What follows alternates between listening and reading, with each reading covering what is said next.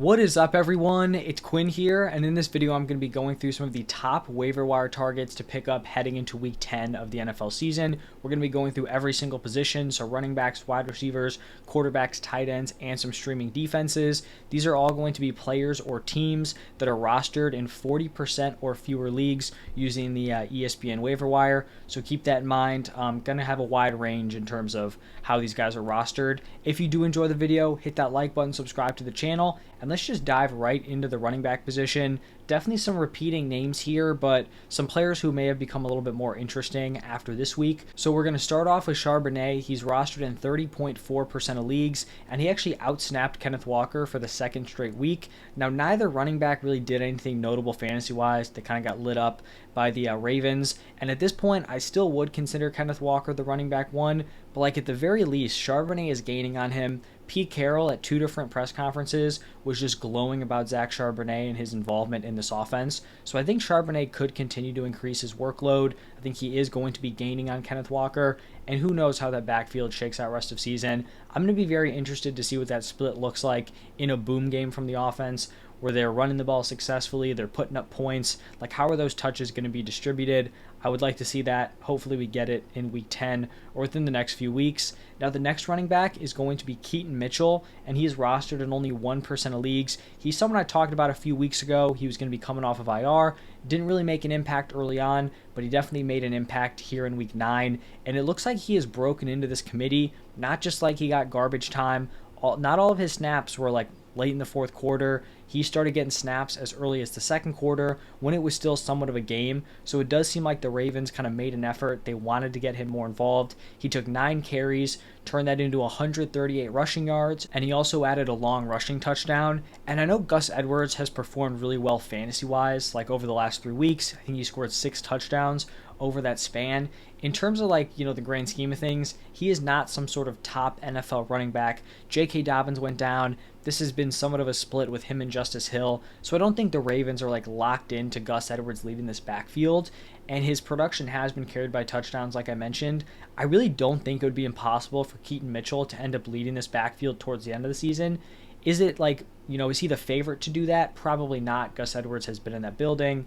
He kind of knows his way around the Ravens, but Keaton Mitchell could make an impact. I think at the very least this is going to be a 3-headed committee with Gus Edwards, Keaton Mitchell, and Justice Hill, so definitely someone to monitor. And if you're in a more competitive league where maybe some of these other running backs are not available, Mitchell is definitely someone I'd be looking to pick up. Now, the next running back is going to be Tajay Spears. He's rostered in 33.1% of leagues. Now, the next running back is going to be Tajay Spears, and he's rostered in 33.1% of leagues. Pretty much talk about Spears every single week. On Thursday Night Football, he actually played 8 more snaps than Derrick Henry. We've seen him out-snap Henry in a decent chunk of games. Also had a pretty solid workload, 5 carries, 6 targets. I feel like he just is looking like a better and better handcuff option with Levis bringing some life to this offense. So if Derrick Henry were to go down, Tajay Spears becomes very, very valuable moving forward. And then some other handcuffs. Kenneth Gainwell, rostered in 18.5% of leagues. He's the DeAndre Swift handcuff. Did get into the end zone on Sunday. And then Ezekiel Elliott, rostered in just under 40% of leagues, the Ramondre Stevenson handcuff. He'll have, a decent workload week to week, but probably not a startable workload. So at this point, pretty much the handcuff there for Ramondre. Now, shifting over to the wide receiver position, only going to be 3 wideouts here. Really just not a ton to be super interested in terms of these waiver wire wide receivers. Going to start off with Quentin Johnston, who is still only rostered in 31.4% of leagues. He has not played yet this week. He's going to be playing on Monday Night Football, and he's become more interesting now that Josh Palmer was put on IR. We had Mike Williams out for the season. Now Palmer's going to be missing at least 4 weeks, and it feels like we are going to get a locked and loaded answer on Quentin Johnston as a player over the next few weeks, at least where he's at here in his rookie season, and if he will be fantasy relevant. He is going to be locked into that wide receiver 2 role. He won't be the wide receiver 3 playing behind Keenan Allen and Joshua Palmer. He will very likely operate as their wide receiver 2, on the other side of the field from Keenan Allen. And I think there is room for some optimism here. He had his best game of the season last week, went 5 for 50. He does draw a tough matchup against the Jets. So like if he like flops in this game, I'm not going to completely freak out and like throw him away, but hopefully he gets the wide receiver 2 usage, and then hopefully he can make a couple splash plays here or there, just kind of give us some life moving forward with him, because if he can establish himself as like the locked in wide receiver 2 and actually produce, that is a very, very valuable role to have in this Chargers offense. Now, the next wide receiver is going to be Michael Wilson. I talked about him in my deep dive waiver wire targets later last week. He's only rostered in 7.1% of leagues, and he missed week 9 with a shoulder injury, so we didn't really get to see what he would do in that terrible game from the Cardinals offense. But I'm actually pretty interested in Michael Wilson rest of season. He wasn't a prospect I was like overly high on, but as a rookie, he has gone for 55 plus yards in 5 out of 8 games. To be putting up that type of receiving volume pretty consistently on this offense with backup quarterback play, I think that's pretty impressive. We should be getting Kyler back soon, potentially as early as week 10. I do think he's someone who could definitely be fantasy relevant moving forward if Kyler does play and, plays at the level he was before he got hurt. So Quentin Johnson, Michael Wilson, and then the final wide receiver is going to be Demario Douglas, rostered in 20.8% of leagues. He led the Patriots wide receivers in routes run, was targeted 7 times, also added a carry, 5 receptions for 55 yards. Pretty decent stat line, solid game. Hopefully he continues to operate as the Patriots wide receiver 1, and he could be interesting moving forward. Definitely just a young rookie that we should be looking to pick up at this point. Looking at the waiver wire, especially the wide receiver position, a lot of the veterans on there, you know what you're getting, and it's not much. You want to be taking these flyers on some of these younger guys like Quentin Johnston, Michael Wilson, and Demario Douglas. Now we're going to shift over to the quarterback position with 4 teams on bye next week. We're going to be missing some pretty locked-in starting quarterbacks. So Mahomes, Hurts, and Tua all on bye. I guess you could throw Stafford in there, but you've probably already picked up a replacement for him. So it's very possible you need to go out, get a quarterback off of waivers. We're going to start it off with Kyler Murray. Now, I assume someone at this point has probably picked up Kyler, stashed him on their IR spot, but he's still only rostered in 35.7% of leagues. Obviously, there's no guarantee he plays in week 10, but that's the return date you'd be hoping for there. Then we're going to have Will Levis, rostered in just under 40% of leagues, and he didn't go out and replicate his week 8 production numbers-wise, but I still think he looked pretty impressive on Thursday night. Like, he didn't light it up the stat sheet or give you great fantasy production, but he looked pretty composed. He made some pretty solid throws, and he draws the Bucs next week, who just allowed a massive game to CJ Stroud, so maybe he kind of, can take a little bit of that, go up against this Bucs defense, who just got shredded. So I think if you need a streaming option, Levis is definitely interesting. And then these are some other options. Derek Carr, Joshua Dobbs, they're actually going to be facing off next week, playing each other. I think Carr probably is the better matchup going up against this Vikings defense compared to Dobbs going up against the Saints defense. But I think they're both interesting. Dobbs coming into the Vikings doesn't get the start, but I think it's Hall went down early. Dobbs steps in. He doesn't know the playbook perfectly. I don't think he took any snaps with the team at practice, and he ends up putting together a great fantasy day. So he's super easy to root for.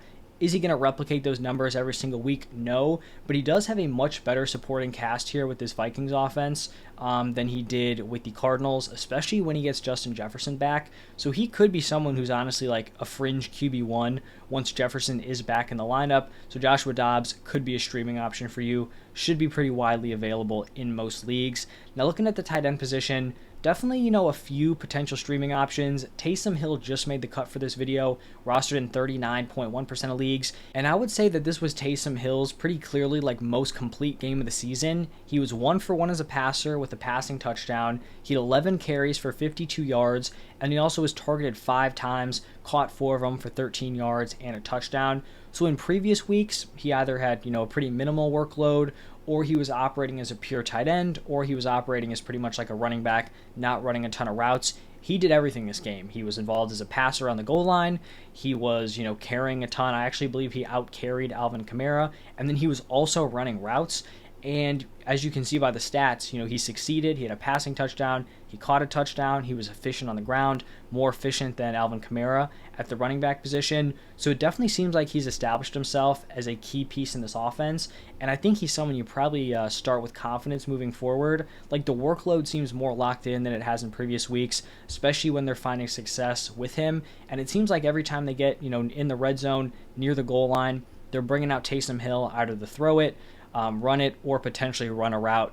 and score a touchdown that way. So you got to feel good if Taysom Hill is still out there. Then we're going to have Jonnu Smith rostered in 27.3% of leagues. He only had a 55% route participation on Sunday, which isn't great, but he turned that into 5 receptions for 100 yards and a touchdown. He also saw a goal line carry, which if you roster any of the top Falcons weapons, is definitely frustrating. If you roster Bijan Robinson, you're probably not feeling great about that. You roster Kyle Pitts, also probably not feeling great about it. But at this point, we just got to accept that Arthur Smith is not going to use these weapons the way we want him to. Jonnu Smith is going to be involved. He was involved on Sunday. He had 2 down games the week before, but prior to that, he was on a nice run. So I think you could do worse than Jonnu Smith as like a streaming tight end option. And then the final tight end here is going to be Luke Musgrave, rostered in 17.2% of leagues. I feel like I've talked about this dude every single week because the usage was there, but the production hadn't been there. He was tied for the lead in routes run on the Packers today, including the wide receivers, and this was his best fantasy game, or I guess probably best game overall as a receiver. 3 receptions for 51 yards and a touchdown. Still not a ton of volume, but if you're streaming the tight end position, you could do worse if you had, Kelsey on bye, Dallas Goedert out, but also on bye. He could be a potential replacement if guys like Hill or Jonnu Smith are not available. And then the final position here, some streaming defenses. I think there are some interesting options here. Going to start it off with the Packers, rostered in 27.6% of leagues. They've been a pretty solid fantasy defense, and they draw the Steelers, which is not an offense I'm super concerned with. Then we're going to have the Seahawks, rostered in 35.5% of leagues. Now, the Seahawks just got lit up by the Ravens, but prior to that, they had been a pretty solid option for fantasy, and they go up against the Commanders. The Commanders can put up points, but they also turn the ball over, and they take a lot of sacks, which obviously is going to be big for fantasy defense. Then we have the Bears, and it definitely wouldn't feel great to fire up the Bears defense because it's just not a great unit. They're only rostered in 1.5% of leagues, but they draw a matchup against the Panthers. Now, I feel like this could go one of 2 ways. Obviously, it's a great matchup against the Panthers. The offense has struggled. We just saw them give up 2 pick sixes, I think 3 total interceptions. But it's also possible that the Panthers are kind of able to figure it out going up against the Bears. But I think if you're desperate, they're not a bad play. Then we have the Vikings, rostered in 30.3% of leagues. They draw a matchup against the Saints. Not super scared of the Saints offense. The Vikings defense has actually been pretty impressive in terms of fantasy points per game. And then the final team here, the Buccaneers, rostered in 18.6% of leagues. I could understand probably not wanting to fire up the Bucs defense after they just got shredded by the Texans, but prior to that game, they had been a fine option for fantasy. They match up against the Titans, so we had the one huge Will Levis game. The offense came back down to earth a little bit against the Steelers. They would probably be my last choice out of these 5, but I do think they're relevant, especially if you're in a deeper league. You could go out there and stream them this week. And that's going to wrap it up for every single position. I hope you guys enjoyed the video. Hopefully this helps you go out there, make those waiver claims, and upgrade your rosters. Thank you all for stopping by, and I will see you in the next one.